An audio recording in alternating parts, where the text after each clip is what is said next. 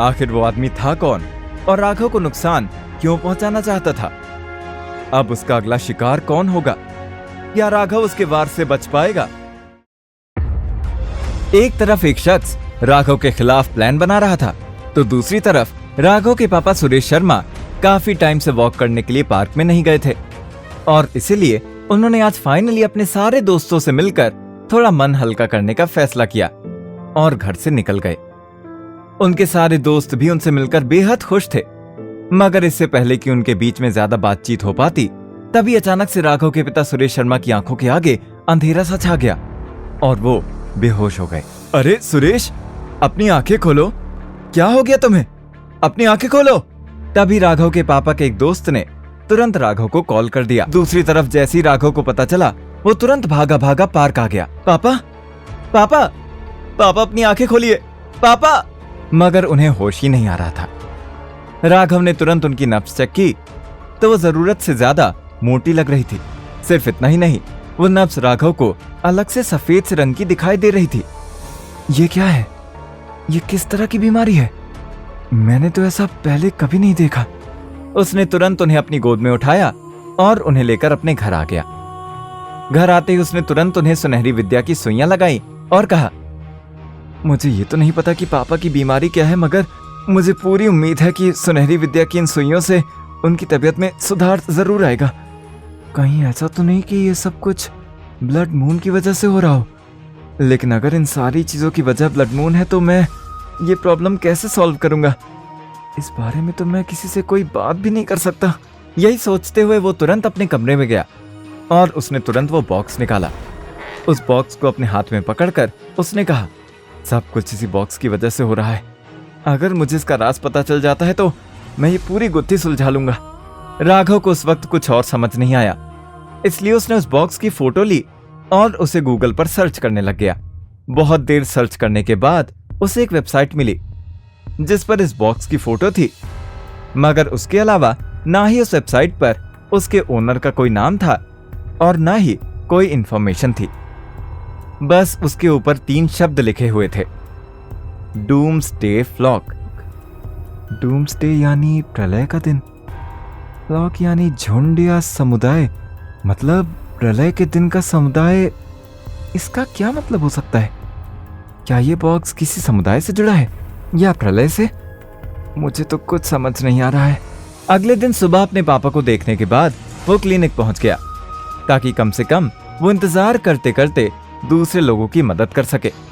उसके क्लिनिक में कोई भी दवाई नहीं थी। उसने गुस्से में कहा, आज हमारे क्लिनिक में दवाइयां डिलीवर होनी थी मगर इतनी देर हो गई है, अब तक दवाई नहीं पहुंची। उसने तुरंत फार्मेसी कंपनी में फोन किया। दूसरी तरफ से जवाब आया, हम तुम्हारे साथ बिजनेस नहीं करना चाहते, इसलिए हमने तुम्हारे क्लिनिक में अपनी कोई दवाई डिलीवर नहीं की। अगर तुम्हें बिजनेस करना ही है तो जाकर किसी और के साथ कर लो। उसने कई जगह कॉल किया मगर कहीं से भी उसका काम बन नहीं पा रहा था। राघव को समझ में नहीं आ रहा था कि ये सब उसके साथ क्या हो रहा है। आखिर में अपने क्लिनिक के पास बनी हुई एक फार्मेसी कंपनी में वो गया और जैसे ही मैनेजर ने उसके साथ बिजनेस करने से मना किया तो राघव ने तुरंत उसका कॉलर पकड़ लिया। वो आदमी काफी ज्यादा डर गया। मैं सिर्फ इतना जानता हूँ कि हमारी कंपनी के मालिक ने मुझे ऑर्डर दिया था कि मुझे आपके क्लिनिक के साथ बिजनेस नहीं करना है। हमें स्ट्रिक्ट ऑर्डर थे कि हमें आपसे बात भी नहीं करनी है और ना ही आपको कोई इन्फॉर्मेशन देनी है। इन सब में मेरी कोई गलती नहीं है, मुझे छोड़ दो। राघव को समझ में नहीं आ रहा था। ये सच्चाई जानने के लिए वो तुरंत फार्मेसी कंपनी के ऑफिस पहुंच गया, मगर जैसे ही उसने दरवाजा खोलने के लिए अपना हाथ आगे बढ़ाया तभी उसके कानों में किसी की आवाज आई, सर, आपने जैसा बोला था हमने वैसा ही किया है। मैंने अपनी कंपनी के साथ साथ बाकी की सारी फार्मेसी कंपनी को भी मना कर दिया कि कोई राघव के साथ बिजनेस ना करे। तभी एक दूसरे आदमी की आवाज आई जिसे राघव अच्छे से पहचानता था।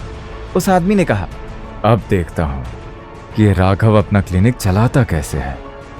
अगर इसे रोड पर लाकर नहीं रख दिया तो मेरा नाम भी रोमी मलिक नहीं। रोमी मलिक वही आदमी था जिससे होटल में राघव का झगड़ा हुआ था।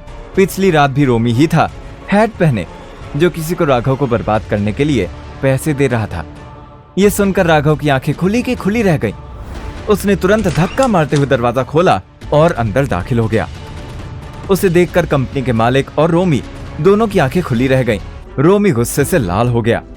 और उसने तुरंत अपना हाथ डेस्क पर पटकते हुए कहा, मैं तुम्हें पूरी तरह से बर्बाद कर दूंगा राघव। मैं तेरा वो हाल करूंगा जो तूने अपने सपने में भी नहीं सोचा होगा। तू जानता नहीं है मैं कौन हूं और मेरी पहुंच कहां तक है। मैं तुझे इतना तड़पाऊंगा कि तू मौत के लिए तरस जाएगा। हाँ, मैं भी देखूंगा कि तुम क्या कर सकते हो और क्या नहीं। तुम्हारी सारी चालें मैंने अच्छे से देख रखी हैं। इतना कहकर राघव गुस्सैल रोमी को छोड़कर वहां से निकल गया। मगर वहां से बाहर निकलकर उसने अपने मन ही मन में सोचा, रोमी को तो मैं देख लूंगा, मगर इस वक्त मुझे सबसे पहले क्लिनिक के लिए दवाई इकट्ठी करनी है। पता नहीं वो मैं कैसे करूंगा। कि तभी अचानक से उसकी नजर सामने एक लाइब्रेरी पर पड़ी। हो सकता है कि यहाँ पर कोई बुक हो जिसमें उस बॉक्स के बारे में कुछ लिखा हो। मुझे चलकर चेक करना चाहिए। राघव तुरंत अंदर पहुंच गया और सबसे पहले एंशिएंट बुक्स के सेक्शन में पहुंच गया। वो एक एक बुक को खोल खोल कर देख रहा था। तभी अचानक से एक किताब अपने आप शेल्फ से नीचे गिर गई और उसका एक पन्ना खुल गया। राघव तुरंत उस तरफ गया और उसने जैसी वो किताब उठाई तो वो खुला हुआ पेज देखकर उसके होश उड़ गए। ये क्या? आखिर ऐसा क्या था उस किताब में जिसे देखकर राघव इतना ज्यादा हैरान हो गया था? क्या उसे अपने सारे सवालों के जवाब मिल पाएंगे और वो अपने पापा को ठीक कर पाएगा या नहीं? इन सभी सवालों के जवाब जानने के लिए सुनिए एक लाचार दामाद से सुपर दामाद बनने की कहानी, शो सुपर जमाई में।